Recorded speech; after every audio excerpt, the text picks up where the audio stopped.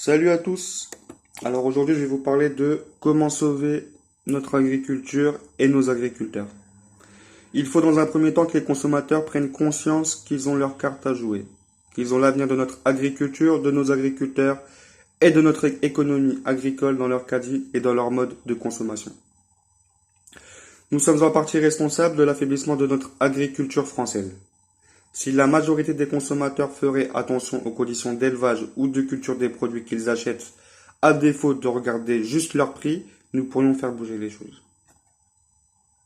Certes, les produits alimentaires français coûtent peut-être un peu plus cher que les produits venant d'autres pays, mais nos produits sont de bien meilleure qualité nutritive, gustative et beaucoup plus écologiques que les produits importés. Avant de consommer des produits issus de l'agriculture étrangère, il faut les transporter jusque dans nos étals. Le transport de marchandises participe au rejet toujours plus important de CO2 dans notre atmosphère et contribue au réchauffement climatique. Ce qui ne va pas aller en s'arrangeant au fil des années, car le flux de camions est toujours de plus en plus important. En 2012, 2,43 milliards de tonnes de marchandises transitaient en France contre 3,26 milliards de tonnes prévues en 2030. Toutes marchandises confondues. Consommer des produits issus de l'agriculture étrangère, c'est aussi favoriser la concurrence déloyale que subissent nos agriculteurs. Et il y a plusieurs raisons à cela. D'abord, les coûts de production plus élevés qu'en France, et en particulier la main-d'œuvre. Je vous invite à vous renseigner et vous n'aurez pas grand mal à trouver à l'époque d'Internet comment les saisonniers sont payés, logés et traités pour la récolte, notamment de la tomate italienne.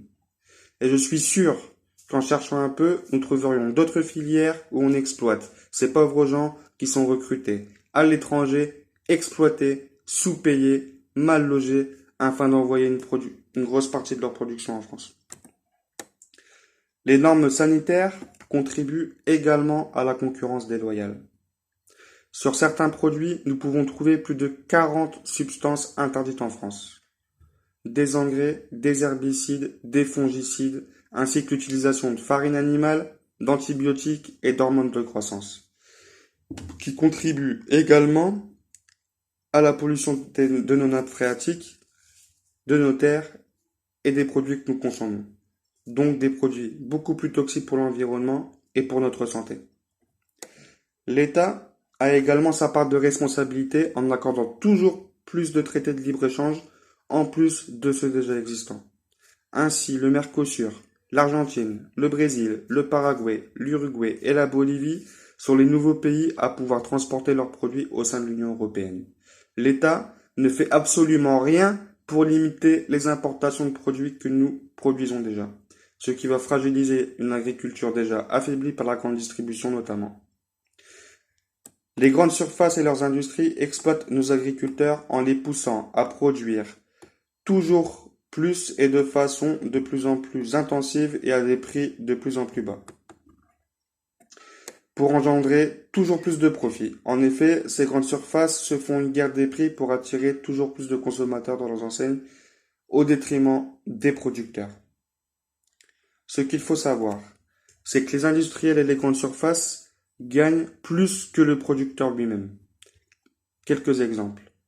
1 kg de porc à 6,88 dans votre grande surface. Le producteur va toucher 2,50 €. 63 centimes vont revenir à l'abattoir en marge brute. 58 centimes de TVA vont revenir à l'État. La différence entre le prix d'achat et le prix de vente en grande surface est de 3,39 €, soit près de 50% du prix de la barquette qui est payé par le consommateur. Le seul acte de vente permet aux grandes surfaces de percevoir 26 centimes de plus que la somme totale encaissée par l'éleveur et l'abatteur. Pour le lait, c'est 35% du prix qui revient à l'éleveur. 40% aux industriels qui collectent et transforment le lait, 17% à la distribution et 5% pour l'État. Et c'est le même schéma pour toute notre agriculture et toutes nos filières. L'industrie alimentaire contribue de façon exponentielle au gaspillage alimentaire. En effet, l'industrie a ancré dans la tête des consommateurs que tel fruit, tel légume devait être sans défaut, de bonne taille, de bonne couleur, devait avoir un poids minimum pour pouvoir être bon à la consommation. Ce qui représente en perte et gaspillage alimentaire, près de 10 millions de tonnes de produits par an, dont un tiers sont gaspillés par les consommateurs. Un tiers en phase de production et un autre tiers en phase de transformation et de distribution. L'industrie est donc responsable pour les 2 tiers au gaspillage alimentaire pour une valeur marchande estimée à environ 10 milliards d'euros, dont une toute petite partie est une perte sèche pour nos agriculteurs. Nous pouvons tous faire quelque chose pour notre agriculture française. Nous pouvons tous faire un effort afin de consommer français et des produits de saison. D'aller chercher nos produits directement chez nos producteurs locaux, chez nos petits commerçants ou encore dans nos marchés. D'éviter de consommer des produits venant de l'étranger qui sont certes moins chers mais plus nocifs pour notre planète et pour notre santé. D'éviter les grandes surfaces qui méprisent nos producteurs. Soyons solidaires, consommons français pour nous et pour notre planète.